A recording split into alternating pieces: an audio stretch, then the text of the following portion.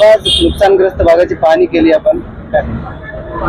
निश्चितच आज या ठिकाणी भारतीय जनता पार्टीचे आम्ही सर्व पदाधिकारी आज नुकसानग्रस्त भागातील नागरिकांच्या भेटीगाठी घेण्यासाठी या ठिकाणी आलो आणि या शिना नदीच्या काठावर कुंडलिका नदीच्या काठावर ज्या काही दुकानं आणि प्रतिष्ठानं होती 100% दुकानं आणि राहण्याचा जो काही संसार उपयोगी साहित्य सर्व या ठिकाणी झालेल्या अतिवृष्टीमुळे वाहून गेलेलं आहे.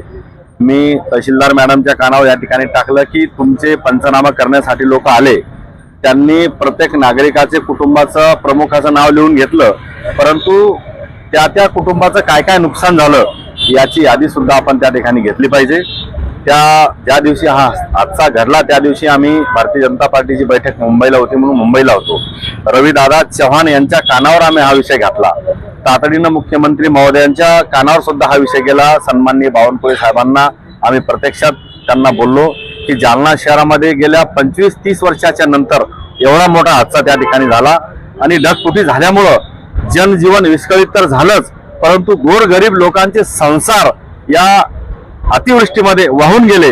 त्यांना निश्चित नुकसान भरपाई मिळाली पाहिजे म्हणून आम्ही शासनाकडे त्या ठिकाणी आग्रह धरणार आहोत आणि प्रत्येक नागरिकाला बंधू भगिनींना ह्या ठिकाणी मदत त्या ठिकाणी मिळाली पाहिजे. अनेकांच्या मुलांची लग्न पुढच्या 15 दिवसामध्ये होती आणि लग्न करण्यासाठी ज्या ज्या गोष्टी कराव्या लागतात त्या सर्व गोष्टी खरेदी त्यांनी त्या ठिकाणी केली. फ्रीज असेल, टीव्ही असेल, सर्व लग्नाला ज्या काही संसार उपयोगी वस्तू लागतात या वस्तू आणल्या आणि होत्याचं नव्हतं एका रात्रीतून त्या ठिकाणी झालं. म्हणून मी शासनाला विनंती करणार आहे की आपण लवकरात लवकर तात्काळ पंचनामे, वस्तुस्थितीचे पंचनामे करा आणि या सर्वांना, व्यापारी असेल, उद्योगपती असेल, सर्वसामान्य नागरिक बंधू भगिनी असतील, त्या सर्वांना त्या ठिकाणी मदत मिळावी अशा प्रकारची विनंती मी शासनाला त्या ठिकाणी केली. तहसीलदार आलेच नाही, त्याची नाव नोंदणी केली, त्याने आपल्याकडे भेट दिली, नगर परिषद वाले